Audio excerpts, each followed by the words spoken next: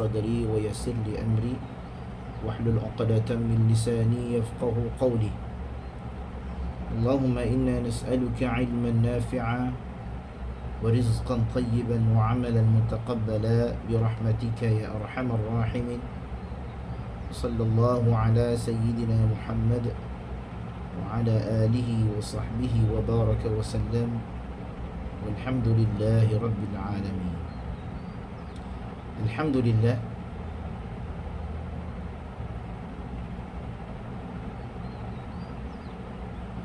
hari ini kita masuk kepada tadabbur surah Al-Alaq ayat yang ke-16 sehingga ayat yang ke-19 yang merupakan ayat terakhir di dalam surah ini. Setelah kita maklum pada ayat yang ke-16 ini menceritakan tentang keadaan Abu Jahal, yang mana Allah Subhanahu wa ta'ala menghukum Abu Jahal ini kerana Abu Jahal telah mengganggu solat Nabi sallallahu alaihi wasallam. Sebab itu di antara perkara pertama yang menjadi siksaan Abu Jahal adalah nasiyatin kadhibatin khati'ah, yakni ubun-ubun orang yang mendustakan dan orang yang derhaka. Yakni sebahagian ahli tafsir menyatakan bahawasanya di sini dimaksudkan adalah ubun-ubun itu sendiri. Ubun-ubun ni apa? Ubun-ubun ni satu rambut yang mana yang berada di hadapan kepala ni, yang mana kalau ditarik sakit, ubun-ubun, ya? Dan tempat tumbuhnya rambut, ya? Sebahagian para ulama menyebutkan bahawa ubun-ubun itu termasuklah seluruh anggota badan. Sebab itu bila orang tarik ubun-ubun rambut kita, badan kita akan turut bergerak sekali. Sebahagian lagi menyatakan tak, ubun-ubun itu maksudnya ubun-ubun apapun, ia merupakan satu siksaan yang sangat dahsyat, yang mana sekiranya ada seseorang yang mengganggu agama Allah Subhanahu wa ta'ala, maka siksaannya adalah siksaan yang dahsyat. Kita kembali kepada keadaan kesombongan Abu Jahal. Allah Subhanahu wa ta'ala menyatakan falyad'u nadiyah, maka biarlah dia memanggil golongannya untuk menolongnya. Abu Jahal ini seorang yang sombong. Apabila ayat ini diturunkan kepada Nabi sallallahu alaihi wasallam, Abu Jahal menyatakan bahawasanya dialah orang yang paling banyak pengikutnya, walaupun hakikatnya memang ia, Abu Jahal merupakan seorang kabilah ataupun seorang ketua kabilah yang sangat besar pada ketika itu, sehingga ramai pengikut Abu Jahal ini. Sesiapa yang menentangnya akan menerima siksaan. Tetapi Allah Subhanahu wa ta'ala menyatakan falyad'u nadiyah, panggillah berapa orang kamu nak panggil pun, tetapi Allah Subhanahu wa ta'ala akan mengumpulkan bala tenteranya. Siapakah tentera-tentera Allah? Yakni apabila masuk ke dalam api neraka nanti, Allah menyatakan ada satu bala tentera, yakni para malaikat yang akan menghukum dengan hukuman yang sangat dahsyat dan sangat keras. Sebab itu Allah menentangnya dan membiarkannya untuk memanggil seluruh anak buahnya, pengikutnya. Panggillah, berapa ramai kamu nak panggil, berapa ramai yang kamu nak panggil, dan berapa kuat ahli pengikut kamu, panggil. Kemudian Allah kata sanad'u zabaniyah, kelak kami akan memanggil malaikat zabaniyah. Apakah yang dimaksudkan dengan malaikat zabaniyah? Malaikat zabaniyah adalah malaikat yang menarik dengan keras. Kita tahu malaikat yang menjaga neraka, siapa nama dia? Siapa malaikat yang menjaga neraka? Ni soalan ni. Ingat tak? Ridwan syurga. Kena ingat ya. Malik yang menjaga neraka. Malaikat Zabaniyah ini adalah malaikat yang menarik dengan keras. Apa kaitannya dengan malaikat Malik? Nanti kita akan bincangkan hal ini. Perkataan Az-Zabaniyah adalah daripada kata jamak dari Zibni, yang diambil daripada suku kata Az-Zibni, yang artinya adalah ad-dafa', yakni menolak. Malaikat Zabaniyah tersebut, para malaikat tersebut dinamakan dengan Az-Zabaniyah kerana mereka menolak dengan keras para penghuni neraka ke dalam neraka, yang disebut di dalam tafsir Al-Imam Al-Baghawi. Para ulama telah membincangkan apakah yang disebut dengan malaikat Zabaniyah. Pandangan yang pertama menyatakan Ibnu Rajab Al-Hanbali menyatakan dalam kitab At-Takhwif Minan Nar, kata Muqatil, Zabaniyah adalah malaikat penjaga Jahannam. Sedangkan Atha menyebutkan malaikat yang kasar dan keras. Ini pandangan pertama. Zabaniyah ni maksudnya malaikat yang menjaga neraka Jahannam dan dia seorang yang keras. Adapun Abdullah bin Abu Az-Zuhail menyatakan bahawasanya Zabaniyah adalah pemimpin malaikat yang kepalanya ada di langit dan kakinya ada di bumi, berikutan daripada asar-asar yang disebut dan diriwayatkan oleh Abu Hatim. Cuma riwayat ini sebahagian para ulama mendhaifkannya. Demikian pula pendapat yang lain. Dafiqur Rahman menyatakan dalam buku Janib al-Ma'rifat, Zabaniyah adalah nama malaikat-malaikat yang bertugas menyeksa penghuni neraka.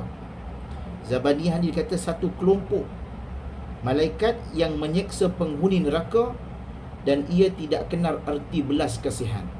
Dia tak ada kenal erti belas kasihan terhadap orang-orang yang telah masuk ke dalam perut neraka, yakni ke dalam isi neraka.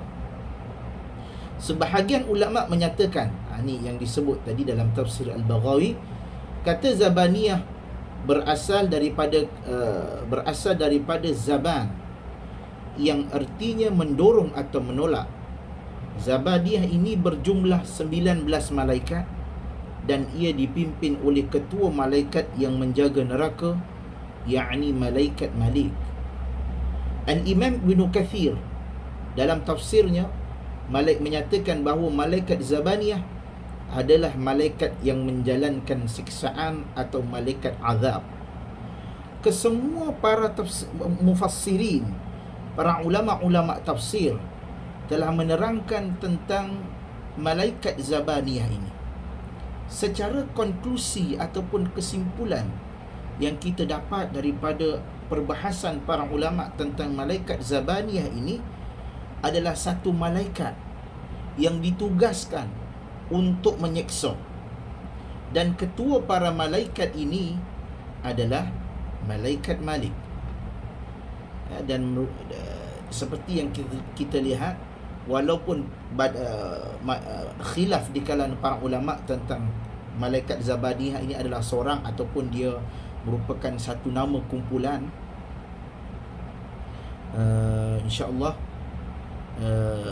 nanti kita akan bincangkan tentang lebih lanjut lagi, yang mana malaikat Zabaniyah ini dikatakan malaikat yang mempunyai layanan yang keras terhadap penghuni neraka. Ya, dia tidak ada berarti belas kasihan, dan dia merupakan penjaga ataupun penyeksa di dalam neraka Jahannam. Kemudian yang terakhir, Allah menyebutkan, kalla la tuti'hu wasjud wa qatarib. Sesekali tidak, janganlah kamu patuh kepadanya, dan sujudlah serta dekatkanlah dirimu kepada Allah. Baiklah, ayat ini Allah Subhanahu wa taala memberitahu kepada Nabi supaya jangan terpengaruh dengan hasutan dan juga ancaman daripada Abu Jahal. Apabila Abu Jahal mengganggu Nabi untuk salat, bahkan ingin mengganggu ataupun mencederakan Nabi sallallahu alaihi wasallam, Allah kata, kalla, jangan takut. La tuti'hu wasjud wa qatarib. Janganlah kamu takut ancaman kepadanya. Sujudlah dan dekatkanlah dirimu kepada Allah. Ini adalah perintah Allah kepada Nabi agar tidak menghiraukan perkataan Abu Jahal yang melarangnya salat dan melarangnya berdakwah. Ini adalah perintah Allah. Allah kata jangan takut, kerana Allah akan tetap menjaga Nabi. Para ulama menyatakan bahawasanya ayat ini berlaku pada para pengikut Nabi, yakni orang-orang yang berjuang di atas nama kebenaran. Jika ada para ulama, jika ada orang yang selalu mengganggunya ketika beribadah, melarangnya berdakwah, mencegah ataupun mempersulit, menyusahkan, maka hendaklah dia tetap bersabar, kerana sesungguhnya dia sedang menempuh jalan seperti yang ditempuh oleh para nabi dan rasul. Oleh sebab itu, sekiranya ada orang yang mengganggu selain daripada kita mempertahankan agama, maka kita mesti sabar di dalam ujian dan juga ancaman daripada musuh. Dan jangan sesekali terhasut dengan godaan dan juga tipu janji daripada musuh-musuh Islam. Kemudian Allah Subhanahu wa taala mengakhiri firman-Nya dengan menyuruh Nabi bersujud dan mendekat. Sebab itu wasjud wa qatarib, hendaklah kamu sujud dan waqtarib. Waqtarib ini diambil daripada iqtarib ataupun aqrab, yakni dekat. Qarib yakni sangat rapat, yakni dekatkanlah dan sujudkanlah dirimu kepada Allah Subhanahu wa taala. Oleh sebab itu, semakin kita dekat dengan Allah, semakin kita dekat dengan Allah, maka Allah akan meninggikan darjat kita. Oleh sebab itu, walaupun kita dihina oleh manusia, walaupun kita ini dimaki, dicaci dan difitnah oleh manusia, bangunlah dan salatlah serta sujudlah kepada Allah. Sebab itu Nabi bersabda, alaika bikathratis sujud lillahi fa innaka la tasjudu lillahi yasjudan illa rafa'aka Allahu biha darajah wa hatta 'anka biha khati'ah. Hendaklah engkau memperbanyakkan sujud, kata Nabi, yakni memperbanyakkan salat kepada Allah Subhanahu wa taala. Kerana tidaklah engkau memperbanyakkan sujud kerana Allah, melainkan Allah akan meninggikan darjatmu dan menghapuskan dosa. Hadis ini riwayat Imam Muslim, hadis yang sahih. Maka kesimpulan yang kita boleh dapat pada hari ini adalah janganlah merasa malas untuk kita menunaikan salat, kerana salat ini mendekatkan kita kepada Allah.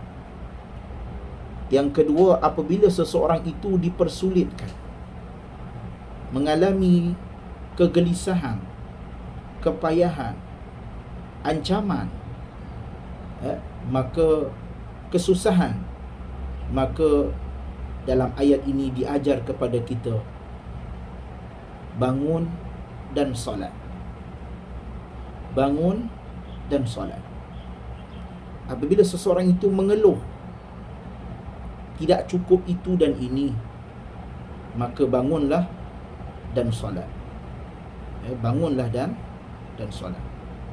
Dan yang ketiga, janganlah sesekali takut kepada ancaman musuh, dan janganlah sesekali terpedaya pula dengan tipu janji dan kata-kata manis daripada musuh-musuh Islam. Maka dalam hal ini hendaklah kita sentiasa bersabar apabila diuji dan sentiasa berjaga-jaga dengan tipu janji daripada musuh-musuh Islam. Jadi dalam hal ini, ayat ini merangkumi bahawasanya hendaklah kita terus beriman dan melakukan apa yang disuruh oleh Allah Subhanahu wa ta'ala. Wallahu ta'ala adam.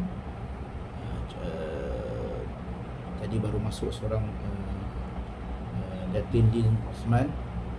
Okey, Datin Din Osman cuba baca surah Al-Alaq bermula pada ayat yang ke-16 sehingga ayat yang ke-19. Okey, tak apa, insya-Allah habis dah pengajian kita pada hari ini. InsyaAllah nota-nota ni semua akan saya bagikan, dan insyaAllah minggu depan kita akan masuk surah yang baru. Surah apa lepas tu?